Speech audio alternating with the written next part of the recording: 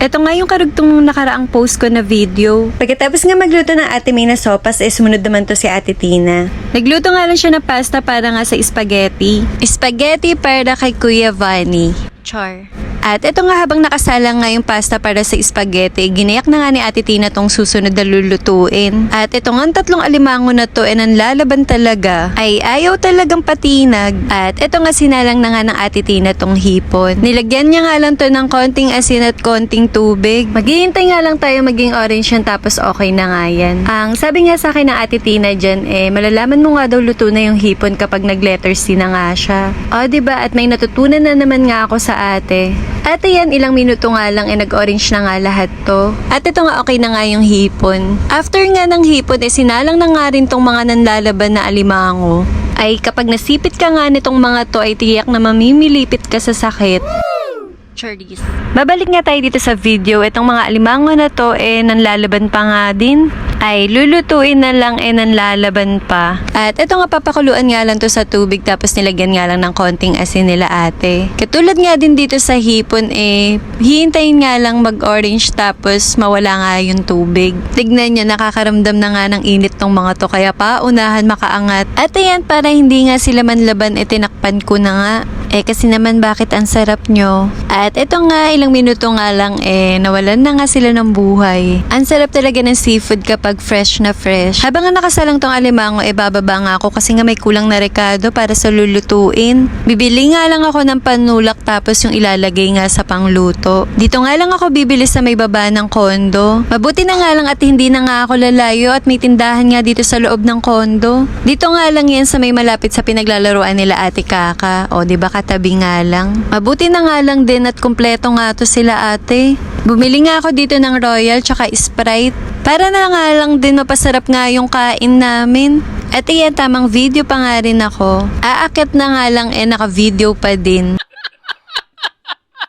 At ito nga nagsalang na nga si ate ng butter. Ang nagluluto pala ngayon ng sauce ng kakainin namin ay si Ate Tere naman. O diba kanya-kanya ng talent ang mga ate. Naglagay na nga agad ang Ate Tere ng bawang dyan. Konting halo tapos maya-maya susunod na nga rin niya yung sibuyas. At ito nga sa gilid okay na nga rin tong mga alimango. At ito nga sinunod na nga ng Ate Tere tong sibuyas. Natutuwa talaga ako habang nagvi-video ko kasi napaka-supportive talaga ng mga ate sa akin. Hinihintay talaga nila ako mag-video bago ilagay itong mga sangkap. Tapos ito, nilagay na nga ng Ate Tere itong magic syrup. Dagdag pampalasa nga para sa niluluto niya. Tapos ito, after nga nun, naglagay na nga ng paminta si ate. Tapos nga sinunod niya nga kaagad tong Knorr shrimp.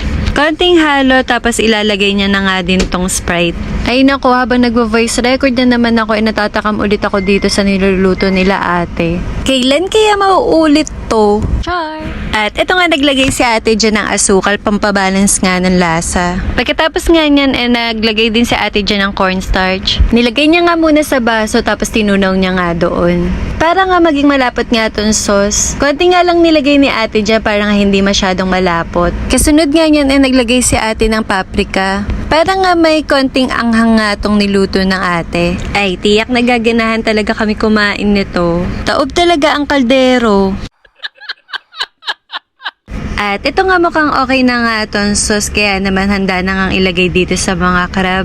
Ay nakakagutom na naman nga ulit. Ito nga sauce na gawa ng ate pwede sa hipon tsaka sa crab. Kaya naman ito pinaghalo na nga namin. Ay sa totoo lang talaga napakasarap ng luto ng ate. And finally we're done. Tapos na nga kaya naman handa na nga kaming kumain. At ayan pumesto na nga tong lola mo. Kumakain na nga rin dyan ng mga ate kaharap ko nga sila. Tulad nga ng sinabi ko shy type nga ang mga ate kaya hindi ko nga masyadong pinapakita sa mga videos ko. Support nga lang ang mga ate sa pagwa-vlog ko kaya okay na nga yun sa akin. At nga pala sa mga hindi nga pala nakakaalam, ang Kuya Vanny nga, Ate Tina, Ate Tere, Ate Kilo ay mga kapatid nga ng Daddy Anong. Ay sobrang babait niyang mga yan. Kaya naman alam ko magugulat tong mga to kasi kasama sila sa vlog ko ngayon. Kaya naman hanggang dito na nga lang. Ayun lang, see you on my next mini vlog. Thank you for watching.